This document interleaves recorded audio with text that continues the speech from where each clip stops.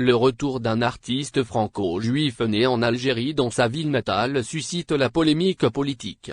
La visite soudaine du célèbre artiste français, d'origine juive, Patrick Bruyal, dans sa ville natale de Tlemcen, à l'extrême ouest de l'Algérie, a provoqué une polémique politique, certains jugeant sa venue contraire à l'approche officielle qui rejette fermement la normalisation, notamment puisque cet artiste est connu pour son soutien à l'entité sioniste.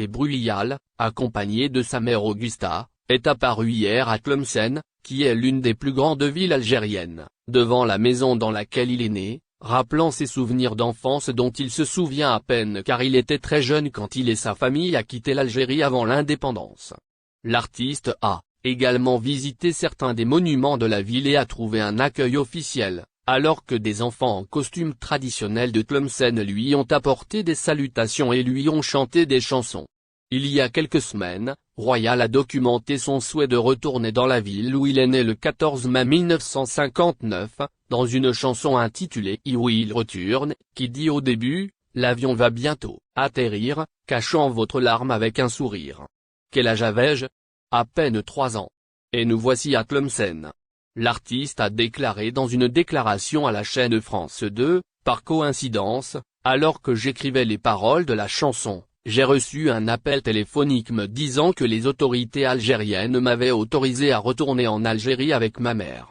Pourtant, cette visite soudaine ne s'est pas passée en Algérie sans provoquer un grand émoi, notamment de la part de la mouvance conservatrice, qui y voit une tentative d'entraîner en douceur le pays vers la normalisation, ce qu'elle rejette. Abderrazak Makri, chef du mouvement pour la société de la paix, qui représente l'opposition au Parlement, était au premier rang de ceux qui ont rejeté la visite, alors qu'il écrivait un message sur sa page Facebook officielle, dans lequel il demandait « Que s'est-il passé ?» Ce chanteur sioniste qui a participé à de nombreux concerts pour récolter des fonds pour l'entité, et ne cesse de soutenir les criminels, les tueurs de femmes et d'enfants palestiniens, un ami qui sème la sédition dans le monde arabe, Bernard-Henri Lévy, est reçu à Tlemcen avec chaleur et sous les lumières. Makri a déclaré que ce sioniste, de son vrai nom Patrick Benkiki, n'accepte aucune pression sur l'état de l'entité, comme il l'avait publiquement protesté en 2017 dans une émission de la chaîne française Canal+,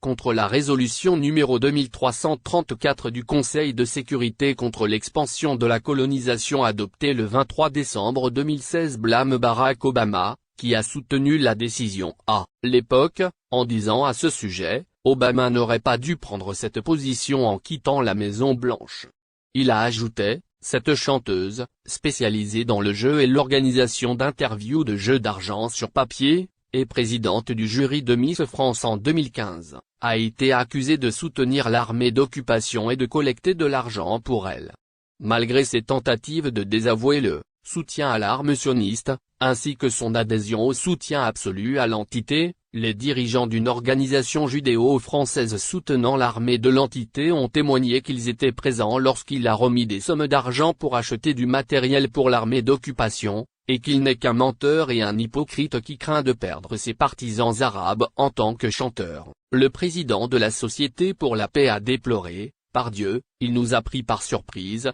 sinon nous aurions établi une coordination contre lui contre la normalisation, comme nous l'avons fait en 2000 dans le cas d'Enrico Macias lorsque Bouteflika l'a invité à visiter Constantin, et il avait l'intention de chanter à l'endroit où le Front de Libération a exécuté son gendre, Raymond. Maintenant, n'est pas un juif ordinaire, il soutient l'occupation, et il est comme, ou plus favorable à l'armée d'occupation, qu'Enrico Macias. Au milieu de cela, il y a ceux qui ont vu une visite royale régulière qui n'en valait pas la peine.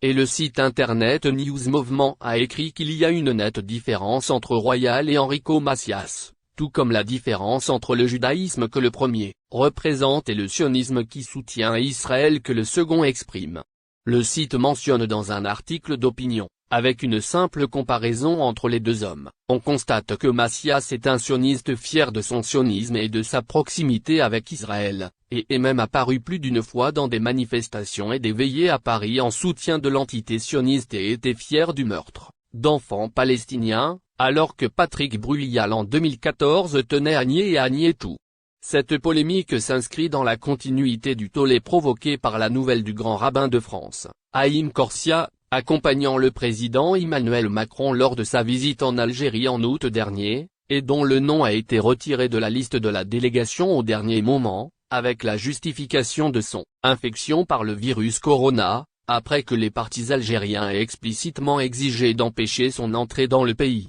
en raison de ses positions en faveur d'Israël et du sionisme. Et avant qu'il ne soit décidé qu'il ne viendrait pas, Corsia avait affirmé, dans une interview à France 24, qu'il y a beaucoup de partis qui ont déjà commencé à travailler et à être actifs dans un souci de rapprochement entre la communauté juive qui vivait en Algérie et sa patrie originelle. Il a déclaré qu'il a personnellement une grande conviction que les autorités algériennes travaillent également dans ce sens, afin de réconcilier la mémoire et permettre aux Juifs d'Algérie de retourner dans leur patrie d'origine pour voir les lumières qu'ils ont connues pendant leur enfance, et pour sentir à nouveau les parfums qu'ils ont enfouis dans leurs sieurs et leurs souvenirs.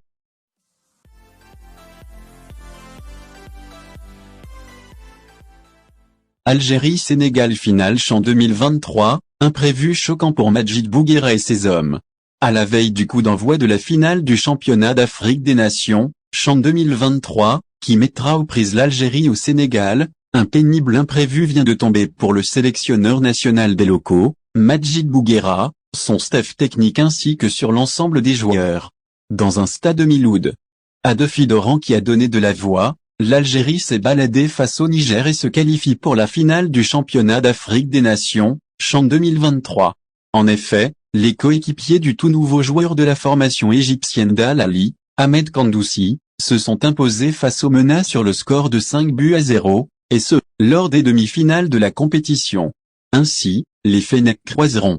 le fer donc avec le Sénégal, qui a battu Madagascar lors du tour précédent, ce samedi 4 février au Nelson Mandela Stadium de Baraki pour l'ultime rencontre du tournoi. Par ailleurs, un pénible imprévu se produit à la veille de cette finale historique. Face à la forte demande des nombreuses personnes désireuses d'assister au match, il y a des difficultés du côté de l'organisation. En effet, alors